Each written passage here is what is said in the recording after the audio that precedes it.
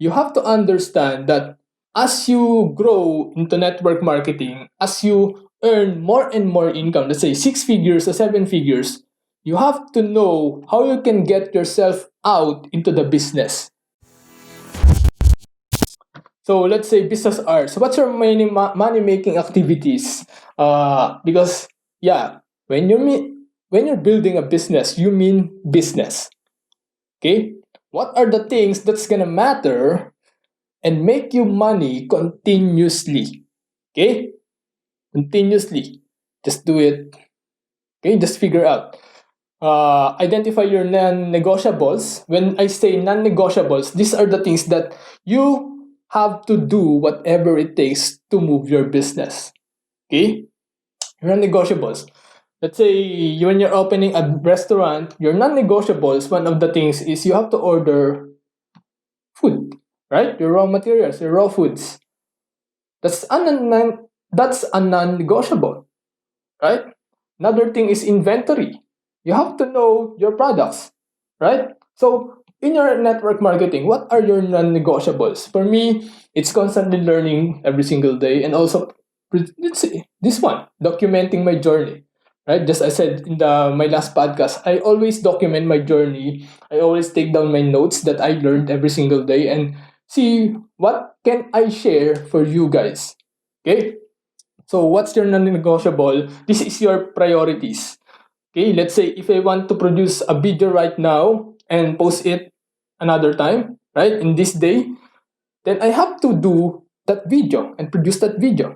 If I want to post a comment or a post on a Facebook post, let's say, that's a video, right? That's one, if I'm gonna make it to unnegotiable, that's a money making or priorities. Okay, what's your priority that moves you into the business?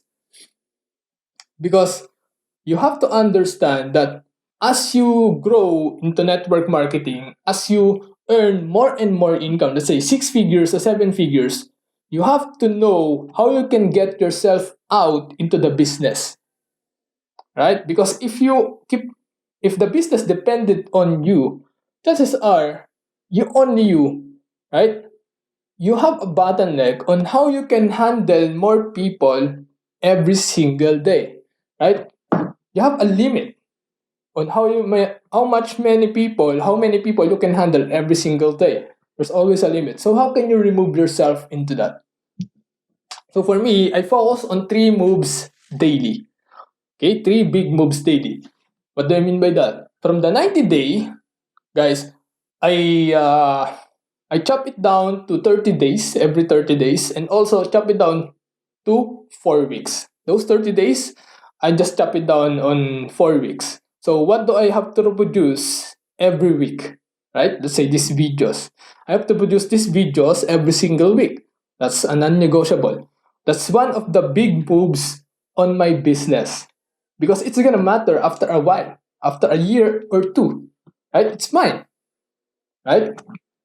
So whatever happens on the network marketing world, I have to decide if I'm gonna take this down or not, right?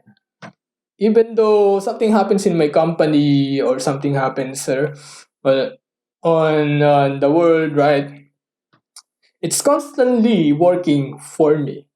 You understand? Okay, you have to own your business first. So promote your own business. Another thing is presentations, guys. If you're doing presentations, how can you automate that?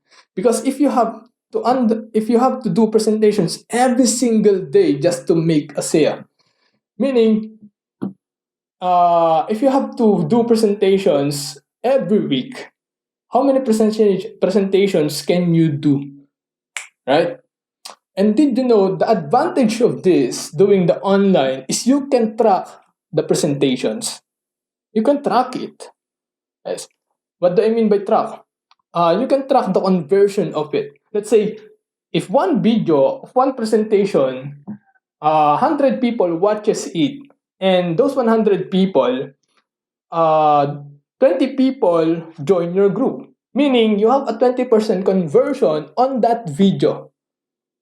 And then when another 100 people watch this group, this particular another this video, and it produces again 20%, or let's say 15 to 20%, 15 people, or between that, it produces 15 to 20% conversion rate, right? So it continuously produces presentations for you. So that's the power of the online world. That's one of it, actually.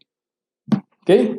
So in the offline world, you cannot do that. You cannot do presentations, and you can do presentations actually, but you cannot track it, right? Because you can replicate what you feel. There's so many factors in doing presentation, not just in doing the structure of it, the tonality and everything, right? So the advantage of videos is you can replicate it.